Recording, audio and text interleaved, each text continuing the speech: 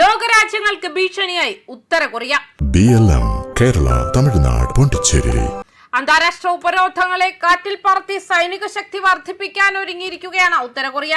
5000 ton ശേഷിയുള്ള പുതിയ അത്യാധുനിക നശീകരണ കപ്പൽ പുറത്തിറക്കിക്കൊണ്ടാണ് കിം ജോങ് ഉൻ തന്റെ നാവിക പദ്ധതികൾക്ക് തുടക്കം കുറിച്ചത്.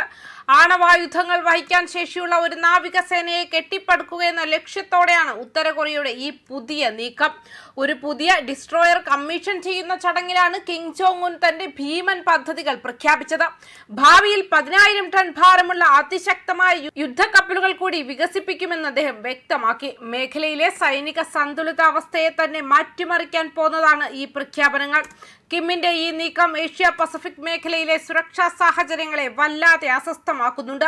നാവികശേഷിയും പ്രവർത്തന സന്നദ്ധതയും വർദ്ധിപ്പിക്കുക എന്നതാണ് ഈ വിശാല തന്ത്രത്തിന്റെ പ്രധാന ലക്ഷ്യം. വർഷങ്ങളായി നേരിടുന്ന കടുത്ത അന്താരാഷ്ട്ര ഉപരോധങ്ങൾക്കിടയിലും സൈനിക വികസനത്തിൽ യാതൊരു വിട്ടുവീഴ്ചയ്ക്കും ഉത്തര കൊറിയ തയ്യാറില്ലെന്ന് വ്യക്തമാക്കുന്നതാണ് പുതിയ കപ്പലിന്റെ വരവ്. തങ്ങളുടെ നാവികസേനയെ ആണവായുധ സജ്ജമാക്കാനുള്ള കിമ്മിന്റെ നീക്കം മേഖലയിൽ പുതിയൊരു ശീതയുദ്ധത്തിനോ അല്ലെങ്കിൽ സംഘർഷങ്ങൾക്കോ വഴിവെച്ചേക്കാമെന്നാണ് പ്രതിരോധ വിദഗ്ധരുടെ വിലയിരുത്തൽ. ഉത്തര കൊറിയയുടെ ഈ ആയുധ ശേഖരണം അയൽ രാജ്യങ്ങൾക്കിടയിൽ വലിയ ആശങ്കയാണ് പടർത്തുന്നത്. മേഖലയിലെ സുരക്ഷാ സംഘർഷങ്ങൾ കൂടുതൽ സങ്കീർണമാക്കുന്നതാണ് പുതിയ സംഭവ വികാസങ്ങൾ. ഏതായാലും ആഗോള ശക്തികളെ വെല്ലുവിളിച്ചുകൊണ്ട് ഉത്തര കൊറിയ നടത്തുന്ന ഈ നാവിക കുതിപ്പ് വരും ദിവസങ്ങളിൽ ലോകരാഷ്ട്രീയത്തിൽ വലിയ ചർച്ചകൾക്കും നയതന്ത്ര നീക്കങ്ങൾക്കും കാരണമാകുമെന്നത് തീർച്ചയാണ്. വരും നാളുകളിൽ സമുദ്രങ്ങളിൽ ഉത്തര കൊറിയയുടെ സാന്നിധ്യം എത്രത്തോളം ഭീഷണിയാകുമെന്ന് കണ്ടു തന്നെ അറിയണം. അതേസമയം 2025 ഏപ്രിൽ കപ്പൽ അനാച്ഛാദനം ചെയ്തതു മുതൽ തന്റെ സൈന്യത്തിന്റെ പ്രവർത്തന പരിധിയും മുൻകൂർ ആക്രമണ ശേഷിയും വികസിപ്പിക്കുന്നതിനുള്ള ഒരു പ്രധാന ചുവടുവയ്പായിട്ടാണ് കിം ജോങ് ഉന്നിനെ ചിത്രീകരിച്ചത്. വിമാന വിരുദ്ധ, കപ്പൽ വിരുദ്ധ ആയുധങ്ങൾ, ആണവശേഷിയുള്ള ബാലിസ്റ്റിക് ക്രൂയിസ് മിസൈലുകൾ എന്നിവയുൾപ്പെടെ നിരവധി സംവിധാനങ്ങൾ യുദ്ധക്കപ്പൽ സജ്ജീകരിച്ചിട്ടുണ്ടെന്ന് KCNA പറഞ്ഞു. രാജ്യങ്ങൾ തമ്മിലുള്ള സൈനിക ബന്ധം കൂടുതൽ ആഴത്തിലാക്കുന്നതിനിടയിലാണ് റഷ്യൻ സഹായത്തോടെ കപ്പൽ നിർമ്മിച്ചതെന്ന് ദക്ഷിണ കൊറിയൻ ഉദ്യോഗസ്ഥരും വിദഗ്ധരും പറയുന്നു. എന്നാൽ ചില വിശകലന വിദഗ്ധർ ഇത് സജീവ സേവനത്തിന് തയ്യാറാണോ എന്ന് ചോദ്യം ചെയ്തിട്ടുണ്ട്. വിന്യാസത്തിന് മുന്നോടിയായി ചോഹയോണിനെ ഉത്തര കൊറിയ സമീപ മാസങ്ങൾ നിരവധി പരീക്ഷണങ്ങൾക്ക് വിധേയമാക്കിയിട്ടുണ്ട്. കപ്പലിൽ നിന്നും ആണവ വാഹക ശേഷിയുള്ള ക്രൂയിസ് മിസൈലുകൾ എന്ന് അവർ വിക്ഷേപിച്ചതും ഇതിൽ ഉൾപ്പെടുന്നു. പ്രതിരോധത്തിന് എക്സ്പോണൻഷ്യൽ ഉത്തേജനം നൽകുമെന്ന് കിങ് പ്രതിജ്ഞയെടുക്കുമ്പോൾ ഉത്തര കൊറിയ ആണവ ഇന്ധന പ്ലാന്റ് അനാച്ഛാദനം ചെയ്തു. നമ്മുടെ കരയ്ക്ക് പുറത്തുള്ള കടലിനെ പ്രതിരോധിക്കുന്നതിനുള്ള ഒരു ശക്തിയായി നമ്മുടെ നാവികസേന നിലനിന്നിരുന്നു എന്നത് വ്യക്തമായും കഴിഞ്ഞുപോയ കാര്യമാണ്. നാവികസേനയെ ആണവായുധങ്ങൾ കൊണ്ട് സജ്ജീകരിക്കുന്ന പരിപാടി അതിന്റെ ആസൂത്രിത ഗതി പിന്തുടരുന്നതിനാൽ അത് തന്ത്രപരമായ മാർഗങ്ങളാൽ സജ്ജീകരിച്ച ഒരു പൂർണ്ണ സേവനത്തിലേക്ക് ഉയരുകയാണ്.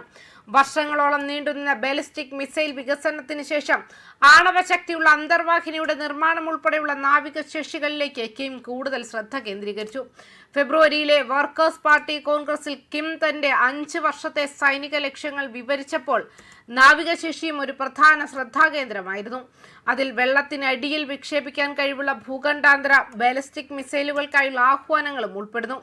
മാർച്ചിൽ ചോഹ്യോണിൽ നടന്ന മിസൈൽ പരീക്ഷണത്തെ തുടർന്ന് തന്റെ നാവികസേനയെ ആണവായുധങ്ങൾ കൊണ്ട് സജ്ജീകരിക്കാനുള്ള കിം അവകാശപ്പെടുന്നു. നമ്മുടെ സമുദ്ര പരമാധികാരം സംരക്ഷിക്കുന്നതിൽ സമൂലമായ മാറ്റം സൃഷ്ടിക്കും. അരനൂറ്റാണ്ടായി നമുക്ക് ഈ നേട്ടം കൈവരിക്കാൻ കഴിഞ്ഞിട്ടില്ല എന്നാണ് കിം. എന്താണ് ഉദ്ദേശിച്ചതെന്ന് സ്റ്റേറ്റ് മാധ്യമങ്ങൾ വിശദീകരിച്ചില്ല.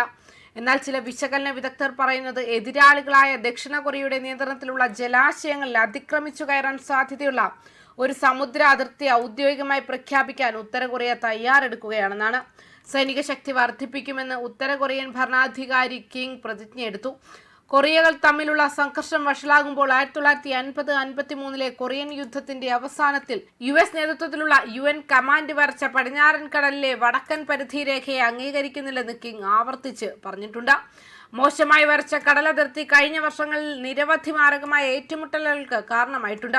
2025 മെയ് മാസത്തിൽ ചോഹ്യോണിന്റെ അതേ ക്ലാസ്സിലുള്ള രണ്ടാമത്തെ ഡിസ്ട്രോയർ ഉത്തര കൊറിയ അനാച്ഛാദനം ചെയ്തു. എന്നാൽ ചോങ്ജിനിലെ വടക്കൻ തുറമുഖത്ത് ഒരു പരാജയ വിക്ഷേപണത്തിനിടെ അത് കേടായി. ഇത് കിമ്മിൽ നിന്നും രോഷാകുലമായ പ്രതികരണത്തിന് കാരണമായി. കാങ്കോൺ എന്ന് പേരിട്ടിരിക്കുന്ന കപ്പൽ അറ്റകുറ്റപ്പണികൾക്ക് ശേഷം ജൂണിൽ വീണ്ടും വിക്ഷേപിച്ചതായി രാജ്യം പിന്നീട് പറഞ്ഞു. എന്നാൽ പുറത്തുനിന്നുള്ള വിദഗ്ധർ ഇത് പൂർണ്ണമായും പ്രവർത്തനക്ഷമമാണോ എന്ന് ചോദ്യം ചെയ്തിട്ടുണ്ട്. 2019 US പ്രസിഡന്റ് ഡൊണാൾഡ് ട്രംപുമായുള്ള ആണവ നയതന്ത്രം തകർന്നതിനു ശേഷം കിം തന്റെ ആണവായുധ ശേഖരത്തിന്റെ വികാസം ത്വരിതപ്പെടുത്തുകയും മോസ്കോയുമായും ബീജിംഗുമായുമുള്ള ബന്ധം കൂടുതൽ ആഴത്തിലാക്കുകയും ചെയ്തു. ദക്ഷിണ കൊറിയയോട് കടുത്ത നിലപാട് പുലർത്തുമ്പോൾ തന്നെ വാഷിംഗ്ടണുമായുള്ള പുതുക്കിയ ചർച്ചകൾക്ക് അദ്ദേഹം വാതിൽ തുറന്നിട്ടു.